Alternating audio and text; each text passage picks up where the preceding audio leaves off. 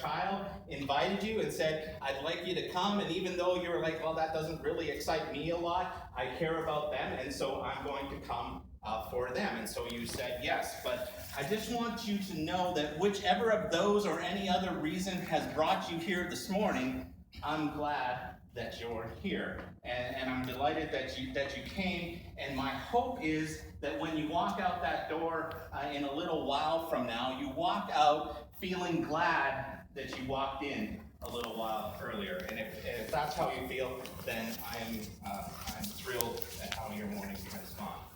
As I mentioned a little while ago, a few minutes ago, my name is Mike, and I always like to introduce myself. To me for 2.5 hours, it kind of feels like my name is the least I'm dealing with. And the way that we respond to the words and actions we receive from people depends greatly on who we're receiving those words and actions from. If your best friend promises you something, it likely carries a lot more weight than it can sometimes be a rather complicated thing. For example, for those of you who knew me back when I was just a little gaffer, people like Maureen and Linda and some of the rest of you, you probably know me and think of me still as Michael.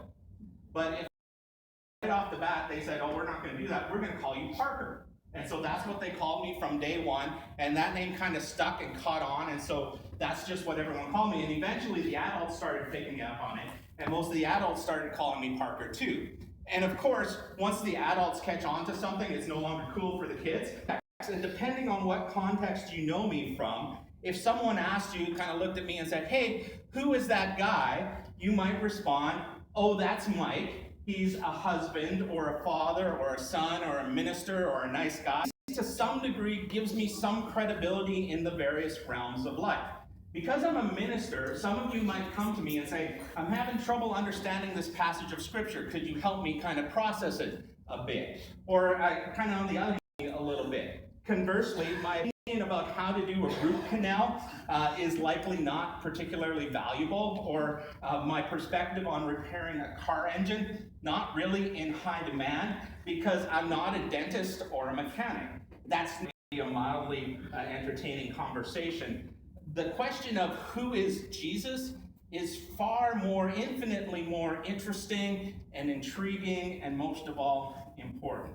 In fact, the question is, he asked his disciple, who do the people say that the Son of Man is? That was Jesus' way of referring to himself often. He says, who do people say the Son of Man is?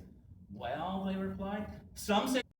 Peter answered, you're the Messiah, the Son of the living God. And Jesus replied, you're blessed, Simon, son of John, because my Father in heaven has revealed this to you. You did not learn this from any human being. Now, typically in a stone of the Christian faith. However, as significant as those events are, and we are going to get to them eventually, but as significant as those events are, they're directly impacted by the way we answer the hoax, or a myth, or just an unexplained anomaly, or maybe it's a miracle, or maybe you view it as a reality-bending, world-altering, life-changing act of divine intervention. Who is Jesus? According to the text we read earlier, Jesus asked his closest followers, you know, guys, what believes John the Baptist, Elijah, Jeremiah, or one of the prophets? And you don't have to know exactly who all those guys were, but there are a couple of important things to note about them. First of all is that they were all lived, and that the people of the first century believed he was the Messiah, and that people worshiped him as God, that people believed he did miracles, and that he was crucified under Pontius Pilate. And we can know without opening our Bible that it was believed that he rose from the dead and appeared to his disciples afterwards. And it's not just these ancient manuscripts that verify this opinion of who Jesus was. In fact, if you look at most modern day religions, you will see a similar view of who Jesus was. The Baha'i say that Jesus was a manifestation of God and a prophet. Buddhism says that Jesus was enlightened, similar to Buddha. Hinduism says that Jesus was a wise man and an incarnation of God, kind of like Krishna. Islam says that Jesus was a prophet of God, inferior to Muhammad, but a prophet of God nonetheless. The Dalai Lama said that Jesus was either a fully enlightened being or a very high spiritual realization. And Mahatma Gandhi said, although I cannot ascribe exclusive divinity to Jesus, he is as divine as Krishna, Rama, Muhammad, or Zoroaster. So the collective opinion of world religion is that Jesus was a godly spiritual man, a wise teacher, a prophet, and a spokesman for God, to a degree of consensus across the board that no other spiritual figure has ever had attributed to them.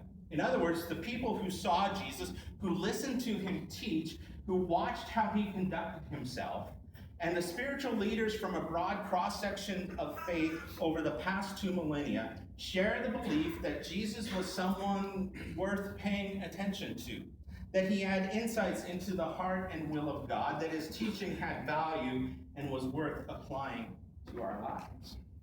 And perhaps that's how you would choose to answer the question this morning. Who is Jesus? Well, he was a good guy. He was a wise teacher. He had some keen spiritual insights.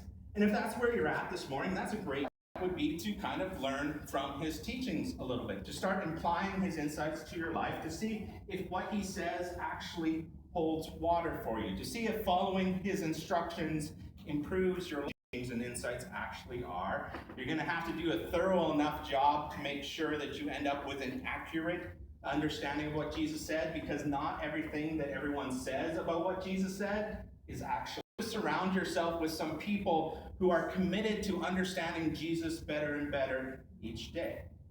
And I think Jesus has a lot more to offer you than just that, though. But if that's where you're at right now, it's a great place to wade in. You'll notice something. You'll notice that Jesus' response to the people's opinion of him was not to blast them for being off the mark. He didn't lose it and say, how can these people not get it? How can they not? He just accepted that that's where they were at the moment, even though he would like them to see or have an even greater realization of who he was at some point. At this moment, he was content to let them be where they were at. However, I'd work for the second, because after hearing the answer, the people think that you're John or Elijah or Jeremiah or one of those guys. Jesus looks to his closest followers, he looks them straight in the eye, and he says, what other people think is a relatively easy thing to talk about, but what I think, well, that's a different story. If you were to create a painting on a large piece of canvas, and you showed it to me, easy for me to say, oh, my buddy Steve would love that. Or that's just the kind of art that Sally likes to put up in her house. Or you know what? My wife would love what you were trying to do with the contrasting colors and shapes in that conversation. And if there are those of you here who are really art experts and think that I picked the wrong picture for this illustration, I apologize. I am not an art expert, but you get the point. That's kind of what Jesus was doing to his followers. Who do you say I am? And Peter, as was often the case, was the first to speak up. And he said, you are the Messiah, the Son of the living God. To which Jesus replies, great job, Peter. You got the right guys. He wasn't just a spokesman for God, but Jesus was actually the Son of God. Jesus was God in the flesh. The reason that Christianity would take this extra step is a wise teacher. I'm something more. I'm someone more. I am the Son of God. I am God in the flesh. And he wasn't vague or ambiguous about it. He didn't sit on the fence or hem and haw. This is what I came to do. Jesus says, Peter, you nailed it. I'm the Christ. I'm the Messiah. I'm the Son of the living God. And granted, at that time, the disciples didn't really fully understand what all that meant. But again, Jesus responds. Instead, he says, Simon, you're blessed. Your life is better for knowing this truth. In fact, I think that's the reason Jesus asked this question when he did. I think he kind of sensed that the disciples were starting to catch places. Keep asking, keep searching, keep following. And what's interesting about this story, disciples, because that narrative did not fit with their current understanding of who Jesus was. But to Jesus, this is a perfectly logical transition, because the cross represented for him the reason he came in the first place. The whole point of God being in flesh represented all the things that Jesus taught and professed: love and sacrifice. And it underscores the message that Paul tells us. He said, God made Christ, who never sinned, to be the offering for our sin, so that we could be made right with God through Christ. The cross is he's just another guy. He's just a flash in the pan, a charlatan and a heretic, an utterly forgettable nobody. And all of Jesus' followers, thousands and thousands of them, thought, everyone else thought, I kind of thought maybe, but I guess not. I was kind of hoping, but not anymore. And Saturday was more of the same, only worse. The thoughts that it's that happened and what's the most feasible explanation at all. But without getting into all of that this morning, here's what we know for sure. And we know it not because the Bible tells us so, but because history records it. People started claiming that they had seen Jesus eating and touching. First, then more, dozens and dozens and hundreds, all reporting the same thing. I see that you have an altar dedicated to an unknown God. Presumably just in case, somehow you missed one, and if that God happens to show up, you can bring him to this altar and say, hey, this one was for you, we just didn't know what name to put on it. And Paul says, I see that you got this altar here, to the part about Jesus. And he says something really quite intriguing. He tells the people of Athens, he says, God has given proof to all. Sound less believable, not more convincing. But here's the catch. Paul wasn't saying, you know what, you should read Jesus because it's written in Matthew, Mark, and Luke, and John, because Matthew, Mark, and Luke, and John hadn't actually been written yet. Hundreds and hundreds of people, 500 of them at one time on an occasion. So go fact check me. Go investigate this for yourself. Go interview the eyewitnesses. Most of them are still alive. Go send some folks to Jerusalem. Get them to poke around a bit and report back to you. Because if you do, you're going to hear the same story over and over again. Is proof. Easter Sunday is the proof. The empty tomb is the proof. The risen Jesus is the proof. And some might argue that the idea that Jesus rose from the dead makes the story of Jesus unbelievable on his head. And he says it's the exact opposite. Who else but the Son of God could pull that out? If Jesus really was who he said he was, we wouldn't expect him to get killed and stay transform the way they live. The people who gave up so much and sacrificed so much, the people who would dedicate themselves to following his teaching, the people who endured suffering to be that Jesus indeed was the Son of God, and that belief would change their lives, it would change their world. So what do we do with that message? Well, I think we have the same options that the Athenians did. If you keep reading in Acts chapter, they're altars. Well, not exactly. That's what you might expect, especially if you were telling a story that was meant to convince people that they should believe in Jesus. But that's not what actually happens. Instead, all men by raising Jesus from the dead. When they heard about the resurrection of the dead, some of them sneered. But others said, we want to hear you again on that number of others.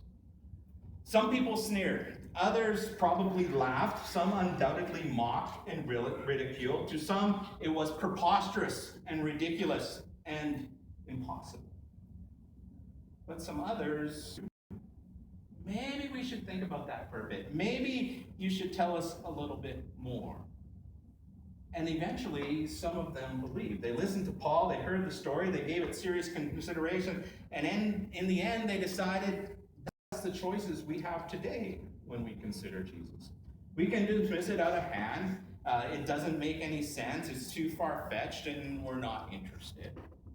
We could be curious. We can keep investigating and pondering and asking. And so I believe that Jesus can do what he says he will do. And I know in some ways that seems too good to be true, but I want it to be true.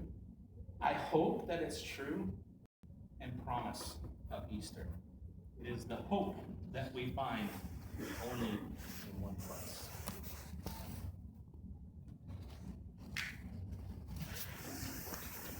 Please join me in stand. In Christ alone, my hope is found. He is my life, my strength, my soul. This cornerstone, what heights of love, what depths of peace.